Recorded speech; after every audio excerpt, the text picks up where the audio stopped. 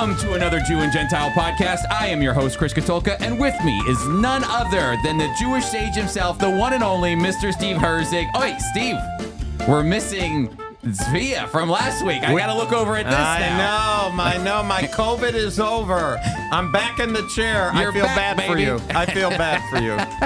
Zvia. It was a real letdown. Well, I'm glad you're back, Steve. I'm glad you're healthy. Sure, Allison, you say that. Sure, you say that. 100%. You and Zvia could have gone on the road. We could have left. The Jewish and the Gentile podcast. That's right. Hold on, here we go. No, I am glad to have you back. We needed your presence, even though your presence was definitely felt in the last podcast when you did it from home. So doing it from home isn't the same. Somehow you still found a way to be louder than Zvia, who was sitting right across from me. Of course. No problem. Even with COVID, I was louder. 100%. Well, listen, Steve and I are actually going to crack open lunch right now, Steve. That's right. All right. So, Steve, last night I was... Why are we cracking over lunch? We're cracking open our lunch here, and if you're watching on YouTube, we've got... How did you get a pickle and I didn't get a pickle? You should have a pickle in there. I got bupkis. Oh, look at that. Okay. Look at that. They like you better at Goldies than me. Well, I went to Goldies this morning because last night, Steve, I saw on the news that protesters, pro-Palestinian protesters, were outside of Goldies, which is owned by Michael Solomonov, who is an Israeli Jew. Very high-rated chef. Oh, the guy is like a James Beard award-winning chef. He's famous around the world. You can't even get a spot in his flagship restaurant. Well, then how'd you wrestle this? Well, this is his, for the people. This is his schmata thing, right? That's right. His little nothing. This is for, he makes donuts. It's that kind of stuff. This is for the peons of the world. That's right.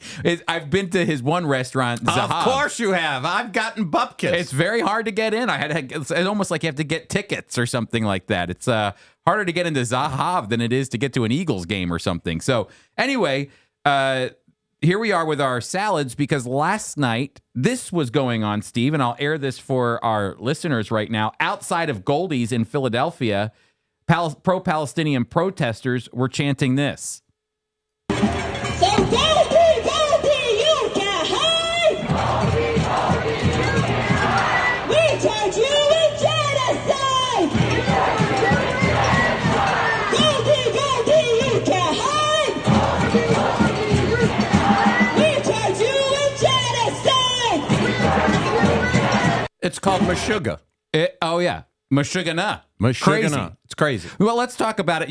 Let's dig in and eat, Steve. I heard your stomach growling. I got to make sure that doesn't get picked up on the.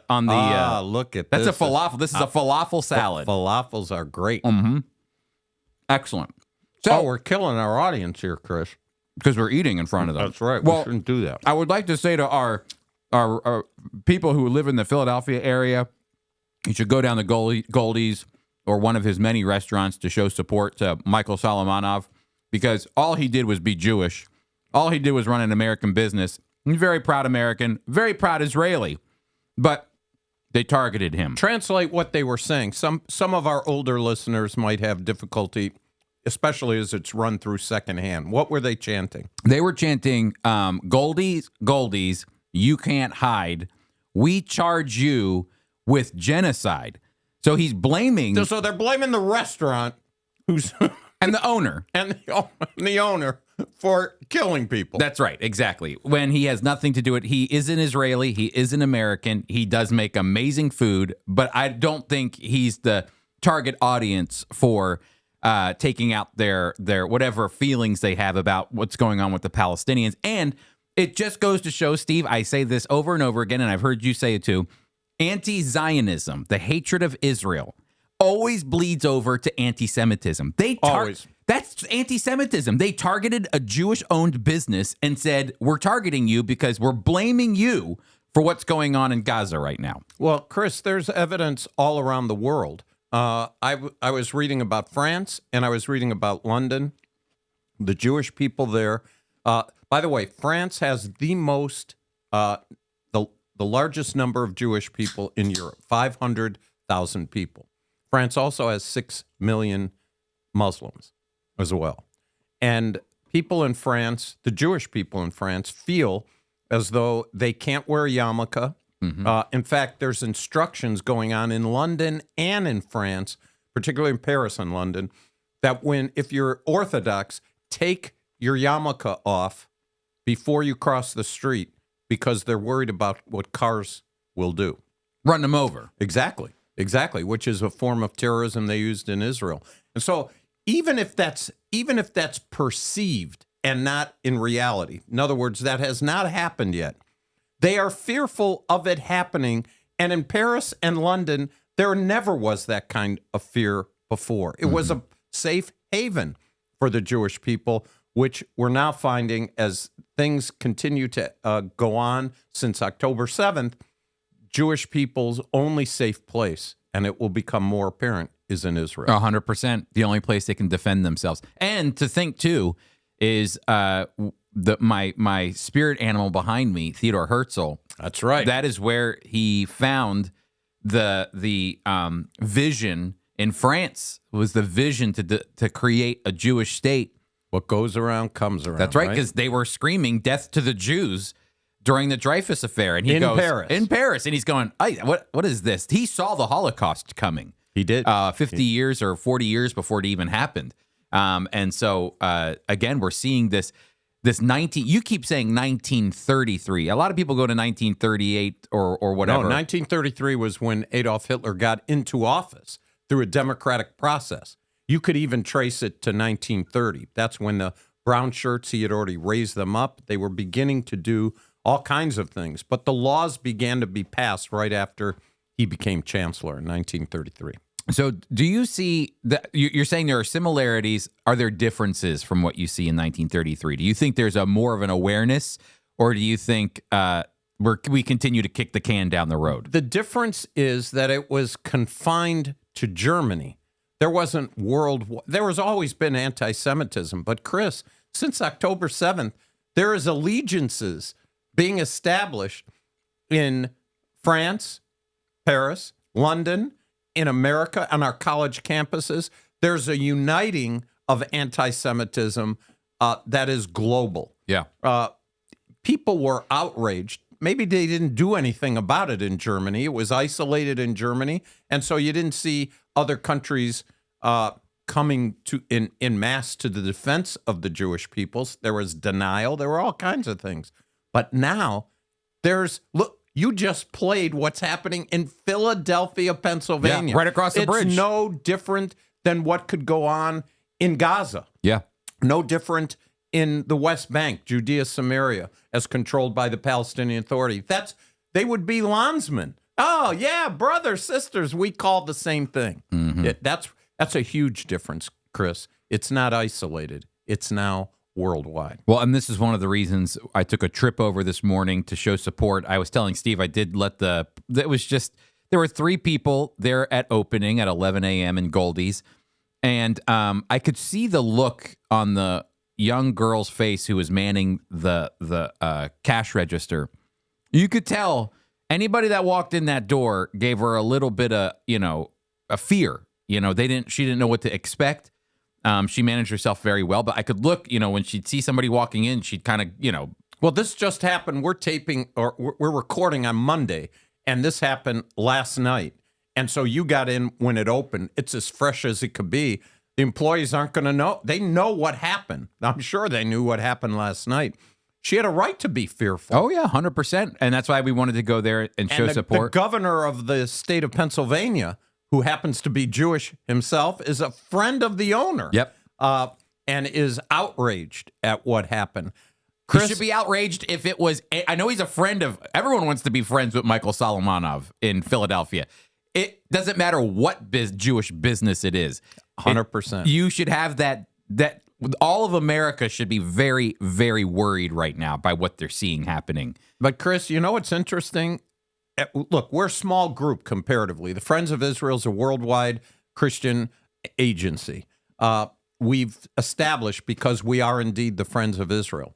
But if you go back to Israel My Glory, which we produce Israel My Glory and have since 1942, if you go back to any issue in the 80s, in the 90s, in the 2000 to 2010, 2010 to 2020, and then recently, There have always been articles written. We're not prophets, but we talk about anti-Semitism and what its roots are and what its implications are and how it can affect a country where the Jewish people are. So I ask you, Chris, are we surprised?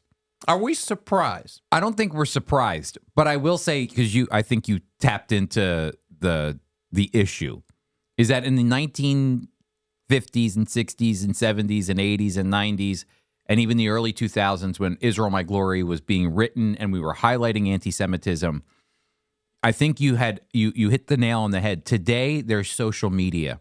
And today, you don't need, what happens in Indonesia is felt here today because we see it. What happens in Philadelphia made international news overnight, and everybody sees it and hears it. It was a headline in the New York Post this morning. Yeah. And it's in Philadelphia. This morning on Fox and Friends, they had highlighted Goldies in Philadelphia. But that's where that's what you were talking about, is where it's more of a global anti-Semitism. All of that anti-Semitism, that hatred of the Jewish people, that maybe we didn't see, it was in the classrooms and we didn't hear what the professors were saying. Well, now it's all out loud. And people are changing their minds about sending their kids to these elite universities because of the garbage that's being taught. Oh, that's what you're teaching my kids, and I'm spending $60,000 a year. Or the same thing could be said for what's going on in certain European countries. All of a sudden, what was kind of like, oh, we know that there's anti-Semitism. It's all of a sudden come roaring to the top since October the 7th, bubbling as fast as possible, almost overheating because of the war. And that Israel defends itself, and then anti-Semitism appears. The bubbling effect that you're talking about, none of us are surprised at Friends of Israel, but we are. I'll just speak for myself. We're not surprised, but we're shocked at how fast it's happened. Mm-hmm. At least I am. I'm shocked because, and it's easy to explain. It's because of social media, but it comes boom, right up and easily seen. And by the way, that effect also affects believers who read their Bibles, Bible-believing Christians. So that bubbling effect that brings negativity through anti-Semitism, we have found at Friends of Israel, to God's glory, that bubbling effect has awakened much of the evangelical Bible-believing Christians who are looking for ways to help, to counter this terrible, awful anti-Semitism. And in the articles that we read about Goldies, there's calls for people to go and buy food. Done. And it will happen. It's happening. And here at Friends of Israel, I was just in Connecticut and I had one of the leaders of the church said, I've been looking for a way to help Israel. And he said, to be honest, what took place October 7th really awakened me. And he said, I trust Friends of Israel, and so I want to give to Israel through Friends of Israel. That's happened countless times with our constituents. And so, look, the darker the night, the more glorious the sunrise. The worse the anti-Semitism gets, God counters all the time. And there are believers standing with Israel. We thank God for them. 100%. Now, listen, Steve's been talking, and he should be eating. I want to be like your mother. Eat, Steve. Eat. I got my mouth full. But, Chris, what a segue to what we're talking about, to our study, which we didn't really plan it this way. We don't plan anything. So we didn't plan it this way. We joke about our 7 listeners, and we love our 7 listeners, but we're not joking when we say we don't plan much here. We do not plan much. It just comes right from the heart. But the passage that we're in, Daniel chapter 8, we briefly covered it with Zvia here last week in Daniel chapter 7. But Chris, this Thursday is Hanukkah, the Festival of Lights. And how did Hanukkah come about? It actually was prophesied. It was prophesied through the book of Daniel. Daniel had a visitor who explained this dream that Daniel had with these horrible animals, chapter 7. But particularly, he goes on to talk about this goat and a ram in chapter 8. And actually speaks about the length of time that Israel will be persecuted, 2,300 days, And Chris, it goes exactly the way it was prophesied. Those 2,300 days end when the Jewish people are able to respond to the terrible, vicious anti-Semitism that Antiochus Epiphanes unleashes. And Chris, as we celebrate... Now look at you got your menorah. I got my menorah. You got a new menorah. Courtesy of Amazon. My wife Alice, who is on Amazon. One click. That's their philosophy. Just one click and boom. Are you talking about at our house? Wait, are you talking about shopping one click? One click. Or one click to get that menorah going? Well, this is 2 clicks to get it going, but 1 click to buy it, at least for my wife Alice. So all right. One click goes like this. You turn it on, and then there's a little button. And so on the first day of Hanukkah, there's the first day. And we haven't even had it yet, but each day there's a different... Notice this is easy. No mess, no fuss. Oh, big time. My sister has one of these, she told me, and they live in an apartment where there's this group of folks, and in order to live in the apartment, you're not allowed to burn candles because of fire laws. So this is what they have for Hanukkah. I'm watching it light up here. It's amazing. So watch. But Chris, after the 8th day, when the 8th day is lit, then things get interesting. Bada boom, bada bing. But that's not my favorite. I spoke in Connecticut on Hanukkah, a little bit about Hanukkah, and then October 7th. But this is the one, all during my message, here's what I had them watch. Look at that. That is a celebration right there. That is a celebration. And, I read for them, when we talk about prophecy, Chris, I read for them John chapter 10. And here's how it's tied together. Here in Daniel chapter 8, we're told about this Antiochus Epiphanes who will come, the little horn, and how he's going to grow bigger and he's going to persecute the Jewish people. They're defeated through the Maccabees. And then I read them John chapter 10, the only place in the Bible, our Bible being Christian Bible, Old Testament, New Testament, since it was an intertestamental event, it's obviously not in the Older Testament. It's not in the Jewish scriptures, but it's in the Jewish scriptures, New Testament. John wrote about it, and Jesus celebrated the Feast of Dedication. Mm-hmm. Chris, if there were, and I told them in Connecticut, and I've said it, you said it, all our people who are around the world when we teach Hanukkah, if Hanukkah never happened, Jesus would not be here. There'd be no Christmas. There'd be no Christmas. All right, now and listen. That's significant. I want you to eat a little bit. I'm going to take over here. I'm going to do the heavy lifting for a moment. Okay. And here's the thing.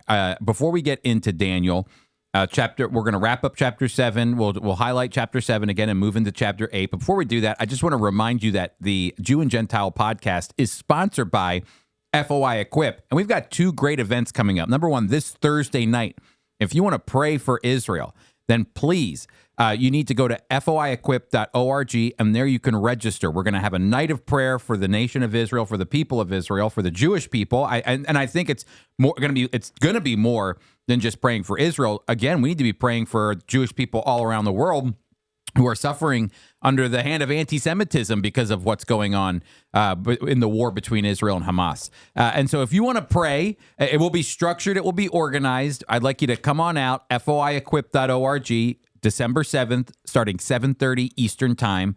We'd love to see you. We'd love to be able to pray with you and pray for the peace of Jerusalem. And then the following week on Thursday, I believe December 16th, December 14th at 7:30 p.m. I'm going to be teaching on Christmas, Steve, and the significance of Bethlehem. So if you've not registered for that class yet, you can still go to foiequip.org and register for my class on Bethlehem. But here's the deal. That's our last class of the year, Steve. That's it. We've done 12 months of classes with FOI Equip.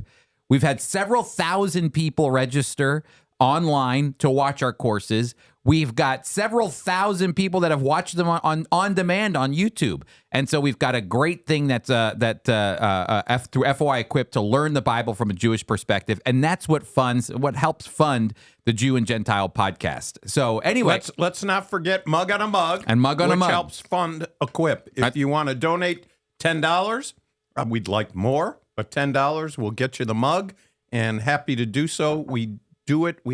I think we have about 60 more mugs, Chris. Oh yeah, we've got plenty of mugs to give away. A minimum of $10 donation will get you a mug by going to gofoi.org/mug.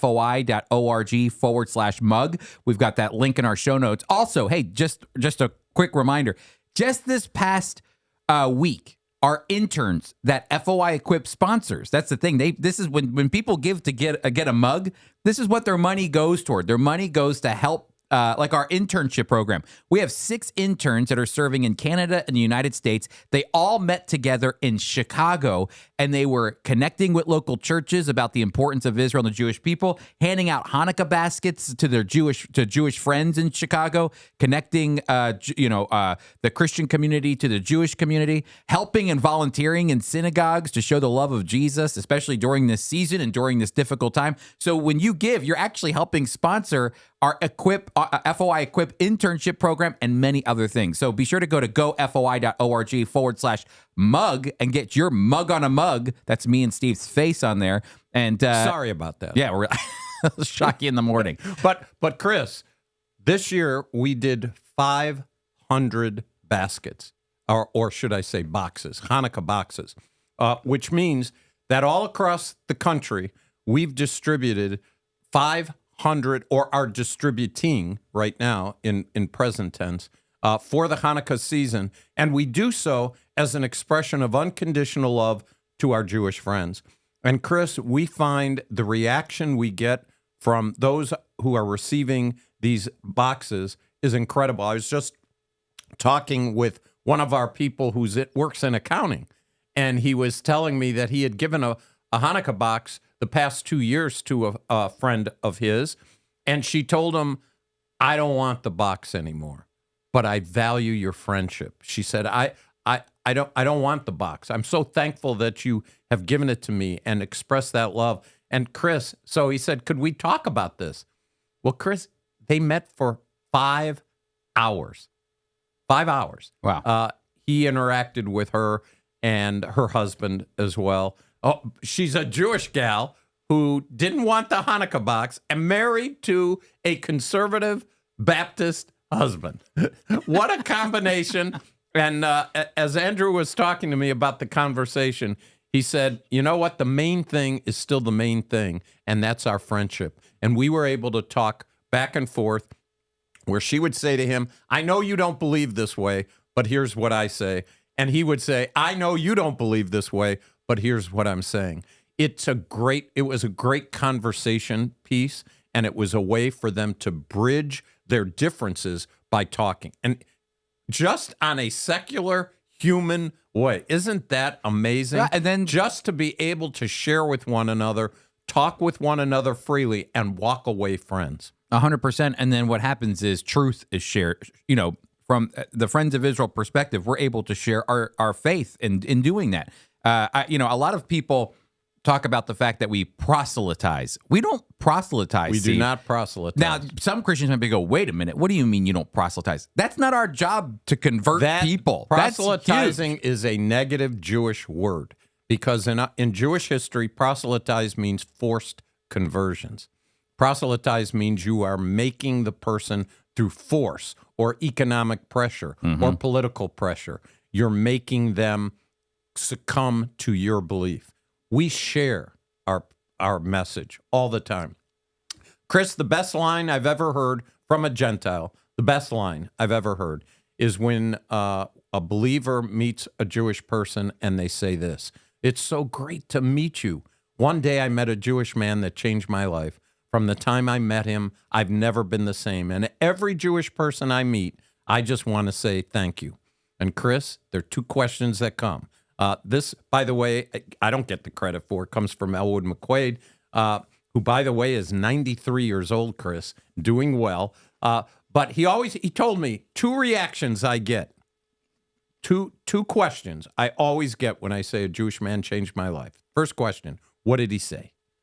Oh, no, who is he? Sorry. Who is he? Oh, his name is Jesus. And he said about 70% of the people that I've shared that with, they say, thank you very much, and they leave. That's it. They get their one question answered. The second question for the 30% who stay around is, what did he say? And Elwood always said, I got to share 2-minute testimonial as to how God changed my life.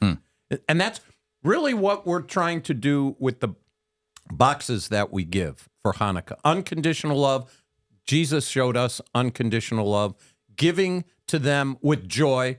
Jesus gave to us with joy.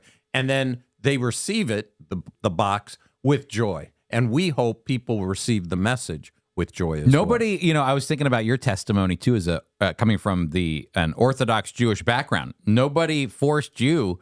All that lox and bagel, it did wonders. It just was lox and bagels. You showed up to a Bible study because you were hungry, and they promised you we're not gonna force any. We're not just come and listen. And you listen. I guess I always thank the unsourced people who gave what probably amounted in 1975 to $100 worth of lox that I ate, and the $10 worth of bagels that I ate that night. Somebody paid for that, and they did so willingly without any forced reaction at all. And for me, it was wonderful, and we want to extend that same kind of giving. Well, that's why we're going to now move to Daniel. Steve, we're wrapping up Daniel 7. I just want to highlight this one last thing. Such an important messianic chapter, Steve, in Daniel chapter 7. The Son of Man, to whom all authority and power and dominion is given. And so Daniel chapter 7 becomes very important for the New Testament, especially the Gospels, because Jesus' favorite title for himself throughout the Gospels, it's not Son of God. It's not Messiah. It's not Christ. It's not Lord of Lords. He doesn't, all these amazing titles. And what does Jesus call himself or allude to? The one that the title he gives himself all the time is Son of Man, which comes from Daniel chapter 7, which shows that, number one, I think he's trying to say, I identify with who you are. I've become a son of Adam, essentially. I'm a human. I'm both fully God and fully man. And so he's identifying with our humanity. And yet at the same time, in Daniel chapter 7, there's that very important passage that shows this human in Daniel 7, the Son of Man, but he's riding on clouds, and he's given all dominion, power, and glory from God, and he's not singed. He's not consumed by God's holiness. He's able to enter right into his presence. And so, again, these divine qualities. So Jesus is both God and both man, but he loves to use that title, Son of Man, to show both his humanity and yet at the same time his divinity, and at the same time his power and authority over everything. So that's amazing to me. And all that routes back to Daniel chapter 7. But now we're going to move to Daniel chapter 8, which is very fascinating, especially as we think about our Hanukkah season that's approaching, Steve. 100%, Chris. And as we think of Daniel chapter 8, we're still going back to the time when Daniel was with Nebuchadnezzar. It's not chronological. The chapters aren't chronological. So this had to happen. So chapter 7 talks about the four powers, the four Gentile powers or nations that come about. And in fact, at the end of chapter 7, it says, this is the end of the account. As for me, Daniel, my thoughts greatly troubled me, and my countenance changed, but I kept the matter in my heart. And now he's going to then report, in the third year of the reign of King Belshazzar, a vision appeared to me, Daniel, after the one that appeared to me the first time. I saw in the vision, and so happened while I was looking, I was in Shushan and in the province of Elam. So here he is, he's getting another vision, another aspect that's actually going to amplify the third world power, Greece. And so, Chris, we're confronted with a ram and a goat. Why don't you tell us about the ram and the goat and what happens there? Well, yeah, because it goes on and it says this. It says that he see in Elam in the vision, I was beside Ulai Canal. I looked up, and there before me was a ram with two horns standing beside the canal, and the horns were long. So there are people who believe that this is ultimately Persia and beginning to fade off the scene. Is that right, ultimately? Ultimately, this is Persia, and the goat, which doesn't touch the ground, is going to be Greece. Alexander, who starts off at 22 years old, Chris. I know. He's 22 years old. He has less resources than Media Persia. he has less of an army, and he's able to defeat them. He dies at 32 years old in control of the world. So that's how fast he was able. And 11,000 square miles he was able to defeat. It's amazing. Well, and people don't realize this too. It's not, he didn't just appear out of nowhere. It was the son of a king, Philip of Macedonia. And in that time, the Greek city-states were all very disorganized. And they would war with one another often, and they had different cultures and all this. And it was a Macedonian. It was Philip dies. Alexander, his son, takes power, and he unifies the Greek city-states, and he unifies them under this theme that they all agreed on. We hate Persia. That was it. We hate Persia. We don't like their territorial expansion. We don't like the way that we're under their authority. And Alexander had the chutzpah to think he could defeat the largest empire in the world, and he did. And it happened very rapidly. That's why it's hovering above. And Daniel is prophesying that it will happen. Yeah. Remember, Daniel is written before this actually happens. That's what's so amazing. That's what prophecy is all about. So Alexander is able to conquer the Medes and the Persians, but he dies. And Chris, what happens to this goat? This goat changes. Yep. And I'll read it to you really quick, because it says, I watched, and the ram as it charged toward the west and the north and the south. No animal could stand against it, and none could rescue it from its power. It did just as it pleased and became great. That's Alexander the Great. As I was thinking about this, suddenly a goat with a prominent horn between its eyes came from the west, crossing the whole earth. Oh, this is Alexander the Great. Without touching the ground, it came toward the two-horned ram, and I had seen suddenly beside the canal, and it charged at it in great rage. I saw it attack the ram ferociously, striking the ram and shattering its two horns. The ram was powerless to stand against it. The goat knocked it to the ground and trampled on it, and none could rescue the ram from its power.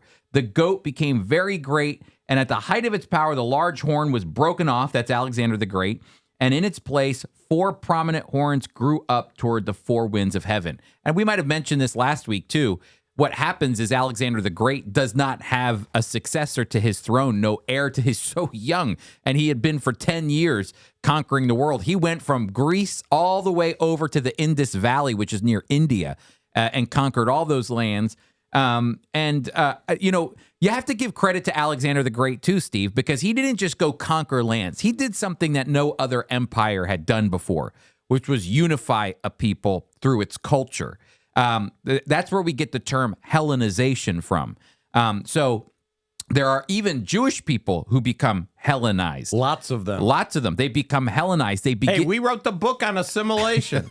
We love assimilation. It's always prettier on the other side, Always. Well, Alexander the Great did something that the Persians didn't do and the Babylonians didn't do, and that was that they spread their language. And all of a sudden, everybody starts writing in Greek and reading in Greek, and the culture started to spread. And so you'll begin to see architecture, Greek architecture, appear in some of the most interesting places in the Middle East. There's Greek architecture in Israel. There's Greek architecture as far as Iraq and Iran. There's Greek architecture all over the place because they planted these major cities and built them and built Greek infrastructure and culture right into these cities that would have nothing to do with Greek culture, hundreds of miles away. Even down in Egypt, they built a city named after Alexander called Alexandria. And that is where that great library was, where all of the books were collected. And that's where Jewish people, some of them, wrote extra biblical writings that are still used today by the rabbis. 100%. Alexandria became a place of intellect and knowledge. But think about that. That's Egypt. That's so far. That's on the other side of the Mediterranean from Greece. But you can see the influence that Alexander has as he's going from place to place. But now, all of a sudden, he dies, and this empire split up. We're reading from the Most High God, Renald Showers, who comments on this, and I think quite helpful for us. As soon as the goat became exceedingly powerful, the large horn between its eyes was broken. 4 other horns rose up to replace it. Greece had hardly reached the peak of its power when Alexander the Great died at the age of 32 in 323 BC. 4 of the generals divided his kingdom among themselves. Ptolemy took Egypt, Cyrene, Cyprus, Palestine, and several cities. Seleucus possessed Syria, Babylon, Asia Minor, and the Iranian plateau. Lysimachus controlled Thrace and Western Asia Minor, and Cassander ruled Macedonia and Greece proper. So, Chris, what's going to happen in chapter 8 is the Seleucus part that becomes where the focus is. As God uses Daniel, reveals this dream to him, yes, it's 4 generals come, but it's the Seleucids where Antiochus comes from. He's actually the 8th king that comes from the Seleucids, and it's him that is prophesied during chapter 8. And this becomes a part of the story of Hanukkah. So This is the whole story through here. And the important thing, I always like, I'm actually going up to Word of Life in the next few hours. I'm going to start driving up there because tomorrow I start teaching about intertestamental history. And I'm going to be perfect timing for you too. I'm going to be teaching about this. And, you know, one of the things that I always like to highlight to the students is that it's amazing. This is all centered, this like Daniel chapter 8, all of it is centered with Israel as the centerpiece. Because Ezekiel 5:5. Exactly. The center of the earth. Jerusalem is the center of the earth. And what's interesting is that you see Daniel writing from a perspective of what's going on around, as it's called here, the beautiful land around Israel. And there are kings to the north of Israel. Those are the Seleucids. Those are that come from one of the generals of Alexander. And the kings to the south who are ruling down in Egypt. That's the Ptolemies and the Ptolemaic dynasty. Both are Greek, but they're just different areas. One is a Greek Syrian who's up in Damascus, and the other one is down in Egypt, and he's ruling down there. And they even would call him Pharaoh oftentimes. But Daniel's going to show us what's going to happen in the in-between with Israel at the center point. That's why squeezed from two sides. It should be noted too, Steve, that why would Ptolemy and Seleucid be fighting over this land? You'd think they go, you have that, I'll take this. It's all very nice, all on the Mediterranean coast. We're all living a great life. It's a bridge, baby. It's a bridge. It's a bridge. You control Israel. You control the world. It was the bridge that connected Egypt to Europe, and Egypt to Persia, and Egypt to all the other places in the world. You wanted to go north from Egypt, you had to go through Israel. South, down. Africa, Europe, and Asia, all bridged through Israel. That's right. So you control that land. You control international trade. So they fought over this. Now, the Ptolemies, like you had mentioned, had control of it for about 100 years. And then in 200 BC, that's when Antiochus III is able to defeat the Ptolemies, and he takes control of Israel. And that happens actually at a very interesting place. And we visit that place when we take tours to Israel. It happens in Caesarea Philippi, where Jesus says, ultimately, this is my church, and Satan will not prevail against it. Hell will not prevail against it.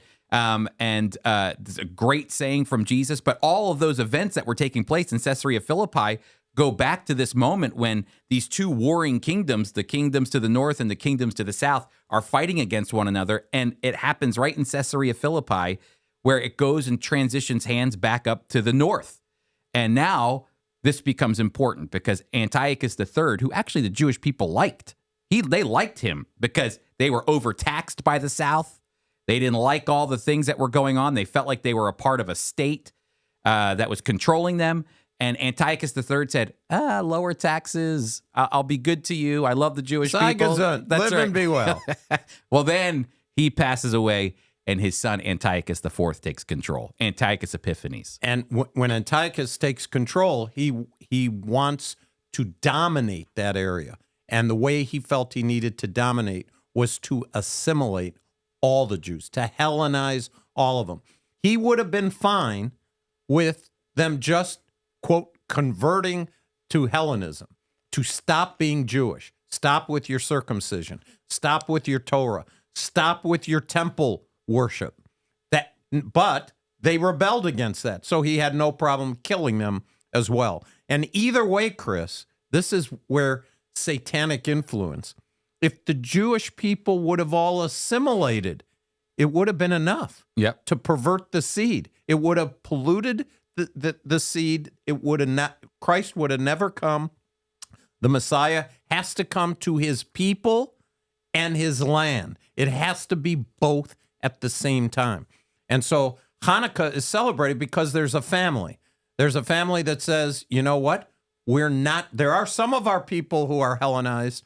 And Chris, when they went around with pork chops to all kinds of cities, asking the leadership to compromise in front of their people, the Maccabee family refused to do so. In fact, the story is that in Modin, a Jewish leader was going to eat the pork. 100%. He's going to eat He it. was ready to make a ham sandwich. And many of our people have no problem with baby backs, but at this particular time, it was not going to happen. And Mattathias Maccabee killed his fellow Jewish person. His sons rose up with him. It was the first guerrilla attack. They attacked the garrison that was in Modin, fled to the mountains, and Chris, for the next 3 years, there was guerrilla warfare.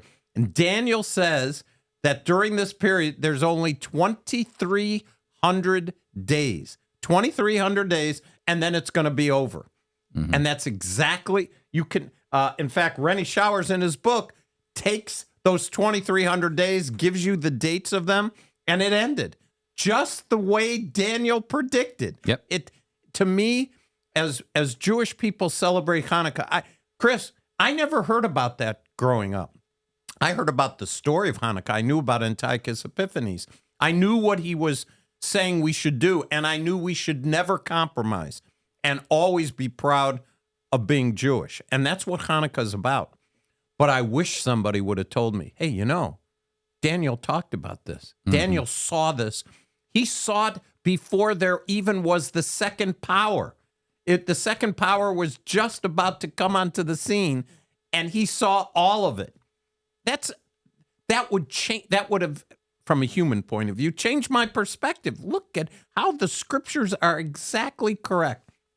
Fast forward till I'm 22, and I read Isaiah 53, and it's the same thing. Only now, instead of talking about a nation and a specific event, it talks about a person and how he's born and how he dies. Mm-hmm. You know, it's so detailed that there are some scholars that say, oh, see, this is late Second Temple literature. This is history, not prophecy. Yeah, they're reading backwards. So Daniel's not Daniel. It's some Jewish guy writing probably from the land or whatever, probably a Hasmonean of some sort, and writing backwards into history and not forward into history. And we just don't, there's plenty of evidence to show Daniel was writing from this time. We have good evidence for that. And so we believe here at Friends of Israel, this is prophecy. This is Daniel able to look and to see with great detail what was coming for the Jewish people at this time. And Steve makes it very, very clear is that what Antiochus Epiphanes, Antiochus IV, was attempting to do was to eradicate Jewish culture and Jewish customs. They got rid of circumcision. He got rid of Torah. He said, you can't read the Torah. You can't honor Shabbat. Anything that identified you as a Jewish person, you had to get rid of that, and you had to become Greek. And in doing so, Antiochus defiles the temple. But Steve, I want to highlight this too, is that you're right. The Maccabees come, they defeat the Greeks, they rededicate. That's why Jesus celebrates the Feast of Dedication in John chapter 10. He's remembering what happened in 165 BC. He's looking back only about 190 years, looking back in time and saying, there was a time where our people were being attacked, and we were able to defeat the enemies that were trying to get rid of our Jewishness, and then we rededicated the temple to the Lord, and that's the Feast of Dedication. But it would be in 142 BC where Simon, the last son of Mattathias, that one that you talked about, would actually make a deal with the king to the north and find sovereignty for the Jewish people for a second time. There's only been 3 times that Jewish people have had sovereignty in the land of Israel. That happened during, of course, the Davidic reign, the Solomonic reigns, the Saul, that period of time when the Jewish people, the Israelites, were in the land of Israel. And then they were kicked out and went to Babylon. Then they disappeared. There's no control over the land. Then in 142 BC, after Hanukkah, the Jewish people take control of the land again. It's called the Second Commonwealth under the auspices of the Hasmoneans. That's what they were called. It's the family connected to Mattathias who stood up against the Greeks. And then what happens? Then after about 100 years, they lose control of that. It turns back into the hands of the Romans. That's what Jesus is born into. But you have to think about it. The Jewish people, they knew what freedom tasted like because it happened just about 100 years prior to the coming of Jesus. There was this freedom that they had, and they knew about it. So when they celebrated Hanukkah during the days of Jesus, it was a liberty. It was freedom from the oppressors of Rome. And then finally, in 1948, just think about this in history for our listeners. Davidic period, that time of the kings. Then you move to 142 BC, another commonwealth. And then 1948, today, the modern state of Israel is the third commonwealth of sovereignty, Jewish sovereignty over their land. It's amazing to think about that, Steve, when you see it happen. It only happened 3 times throughout the course of history. And during all of its history since then, the day after they proclaimed independence, 5 nations attacked them. Yep. And except for spurts, the first spurt was our own country, Harry Truman recognizing the country. But hardly anybody helped them, and they still won. You take them all the way through their history, it always seems they're on the precipice of destruction, and they come back. And the question is, how and why? And when we think about it, Chris, as we talk about chapter 8 and Hanukkah, isn't it interesting? We already talked about Goldies. So here in Philadelphia area, hundreds of people start hurling dispersions upon an Israeli chef and saying all kinds of negative things about the Jewish people. But Chris, we have other news items that we're going to talk about that are just as alarming, and they are now happening in a country that was called by my grandparents the Golden Medina, the Golden Land. The Golden Land, Chris, is being tarnished, and it's slowly ebbing away, not far behind France, not far behind England, and it's not looking good. No. I think it would be a good time for us to move to the news, Steve. I agree.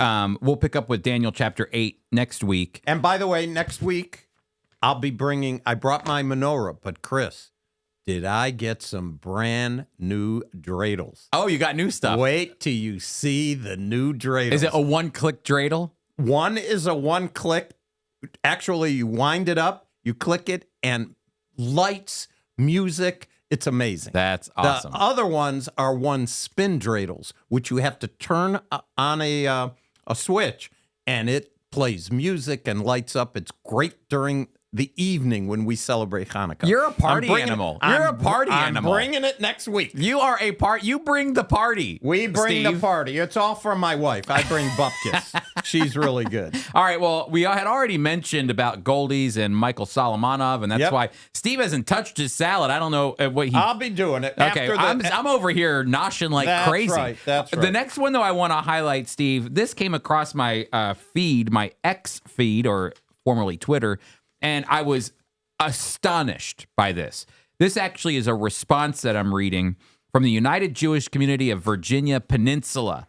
The UJC highlights, and it says this: a statement on the second Sunday's cancellation of the Hanukkah celebration. And what they're talking about is that they are calling out the Jewish community of Virginia Peninsula is shocked and alarmed at Love Light Placemaking's decision to cancel a menorah lighting scheduled for the second Sunday's Art and Music Festival on December 10th in Williamsburg, claiming it did not want to appear to choose sides in the Israel-Hamas conflict. So this no is Hanukkah. a shanda. We had that Yiddish word a long time ago. Shanda, a shame. This is a shame.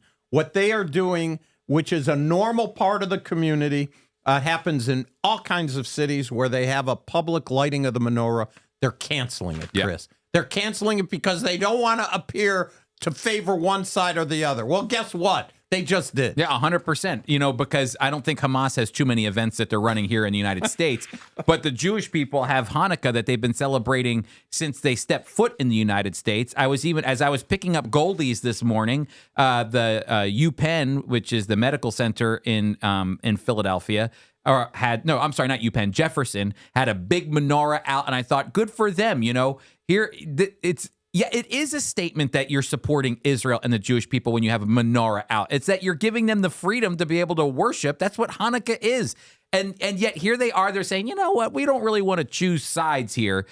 It's horrible. And I think these people should be called out because this is what you call anti-Semitism. It's connecting it to Israel. Well, Chris, here's how the article concludes. The Second Sunday's Art and Music Festival has been a meaningful and important community event that brings people together under a powerful message of unity, love, and light.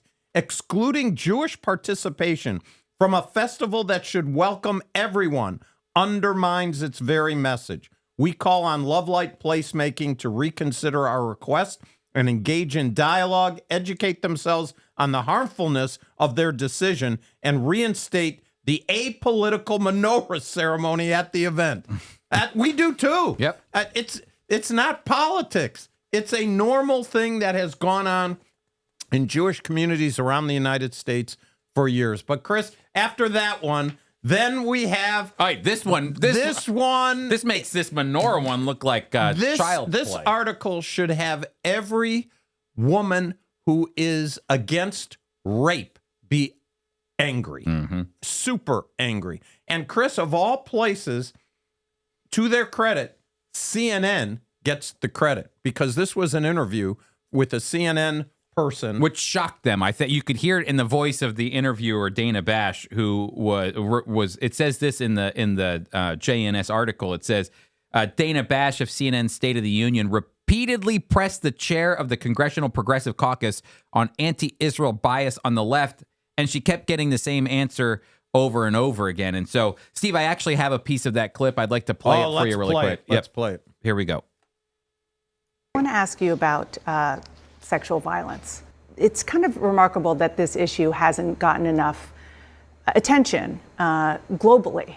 Widespread use of rape, brutal rape, sexual violence against Israeli women by Hamas. I think we always talk about the impact of war on women in particular. I've condemned what Hamas has done. I've condemned specifically all of women? the actions. Absolutely. The rape, of course. Morally, I think we cannot say that one war crime deserves another. That is not what international humanitarian law says. There it is, Chris. With respect, I was just asking about the women, and you turned it back to Israel. That's right. See, she nailed it. Dana Bash nailed it. She did. It's amazing. I'm shocked with that, but happy. Yep. No. Happily shocked. Even a blind squirrel finds a nut sometimes. And here is that moment, because I actually think it stuns people who, when you speak to an Israeli about what's going on, they don't just talk about the war that's happening in their backyard. They talk about the clash of civilizations. And that's what's going on right. We're sitting there, as Americans, we can watch the news and say, oh, look at these Israelis and Palestinians are fighting again. And all I hear from Israelis over and over again is, you don't get it. This is a clash of civilizations. These are two different mindsets, two different worldviews. And Americans, whether they like it or not, they have the same worldview that the majority of Israelis have: democracy, freedom, liberty, women's rights, all of these things that we take for granted over here. Israelis live that as well. They're like the West in the East. And that's why America calls them our greatest ally, because that's exactly what they are. They hold to the same ideals and values we have. But when you go to Hamas, as I've heard Israelis say, it's like you're going back to 1200 AD. You're going back to the medieval period, the way people think and act. It can be barbaric in the way that, of course, what happened on October 7th, but it's a clash of civilizations. And here is this congresswoman who's trying to give some moral equivalency between the IDF, the Israel Defense Forces, and Hamas, Steve. And it's absolutely, she's wearing it on her sleeve as to what she believes. And quite honestly, I don't think she wants to offend her constituent base. She's a progressive. She's the head of Progressive Caucus. But this is what the progressives are doing. This is the kind of language, the kind of angle that they're taking with Hamas. Well, Chris, you just outlined the danger here. She's bad enough. What she's saying is bad enough, but she is a representative of a area, a geography in the United States, in her case in Washington. And so the majority of her people would agree with what she's saying. Yeah, and she said this back in July. She called Israel a racist state in July, and then seemed to apologize before doubling down a few days later, told Bash that Israeli forces have killed 15,000 Palestinians, 3/4 of whom are women. This, Steve, actually, a lot of people are hearing the numbers of Palestinians that are dying during the war. But here, Israel came out with a great response. They said it took us 3 or 4 weeks to determine how many people died in a localized area to get to that number 1,400. It took us, Israel, 3 weeks to get 1,400, the number. How are they getting numbers the moment a bomb happens? They're just throwing numbers out. Now, I don't want to claim. I don't know how they're getting the numbers.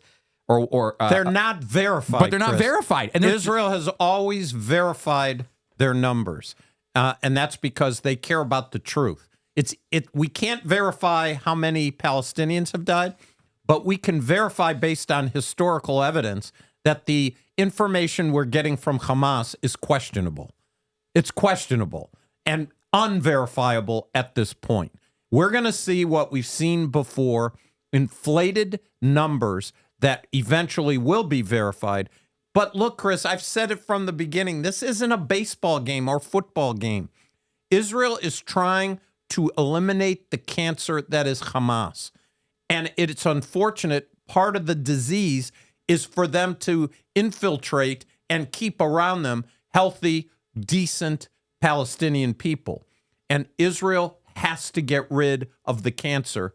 Just like in a body, some healthy cells are compromised. Mm-hmm. They're doing everything they can not to do that, and they should be. And that's why it's taken so long, Chris.'re not carpet bombing like they did in World War II. When England carpet bombed Germany, do you know how many German citizens died? They weren't Nazis. They weren't part of it. They had to submit. And what no one is talking about it, Chris, it's possible for this to end now. All Hamas has to do is surrender. Surrender. Just say it's over. We surrender. We're not going to do this anymore. Take us prisoner. We care about our fellow citizens here in Gaza, and stop your bombing. We surrender. Wave the white flag. That's not happening, Chris. And as long as it doesn't happen, the guilt falls on Hamas. It wasn't just this representative who was trying to make a moral equivalency between Hamas and Israel, but even the UN, women, like the women's rights segment or whatever it is of the United Nations, that it took them 8 weeks. UN, this is from December 2nd, 2023, UN Women, that's the department, finally condemns Hamas attacks, sexual violence on October 7th. It took that long. And it says this: the United Nations Entity for Gender Equality and the Empowerment of Women, or UN Women, has condemned the Hamas October massacre in a Friday statement nearly 2 months after the terrorist organization's brutal rampage of rape, murder, and kidnappings. And that's when they wrote, "We unequivocally condemn the brutal attacks by Hamas on Israel." But they took 8 weeks to do that, which to me just shows that they had that same mentality, that progressive mentality. It's funny, when it comes to Jewish women, Steve, they seem to have turned a blind eye to the realities of what happened. Chris, it is so horrible. It's just things are coming out now, actual recordings captured by Israel, where the women who are being raped are asking the people who are raping them to kill them. They said, "You're going to do it anyway. I can't take it anymore." Screaming and yelling. And the most despicable, horrible things, which is normal under the radical Islamic group called Hamas. That's right. Well, Steve, so we've had some interesting things. All of our news articles are hyperlinked to our show notes so that you can go read them for yourself and see for yourself. But before you finish, Chris, I'm going to make a request to our 7 listeners. Go on the internet and read the Hamas covenant. Yes. Read the Hamas covenant and then tell me how anybody would even want to negotiate with a group that is saying we want to obliterate the Jewish people, obliterate them. Yes. And we want to make Palestine Jew-free.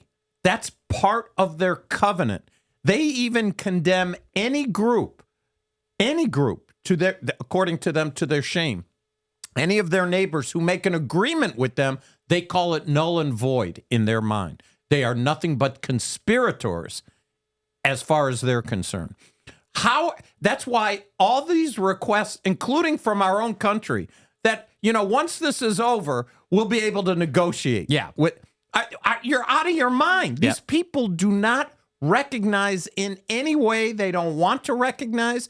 They are not interested in talk. That is a Western thinking thing. Chris, you've said that. It has to get through our thick skulls. You don't negotiate with people like this. That's right. And I do get nervous that our administration that we have now, the Biden administration, is starting to play into the hands of what's going on with Hamas and the Palestinians. Even recently I saw that Blinken and Vice President Kamala Harris have come out and laid the groundwork for what will happen after the war. We do not want to see Israel in that area. We do not want a minimization of land. We want Israel to leave right away. And I think, isn't that nice? That you're telling them what to do. These people have been, I think I read 11,000 rockets have been launched into Israel since October 7th. And you're going to tell them you have to leave now. Oh, it's amazing to me. Who condemned us? When we were going into Iraq and Afghanistan, everybody was, you have to go defeat this enemy, this ideology. Israel has to defeat an ideology too. And what? They get bupkis. They get told, go home now. Exactly. It's important. I think reading the Hamas covenant is a very important thing for us to understand what Israel is faced against. All right, Steve. Well, we do have our Yiddish word of the day as we're wrapping up our Jew and Gentile podcast, episode number 117, Steve. Can you believe that? 117. 117, and I used to hear this all the time from my mother to me.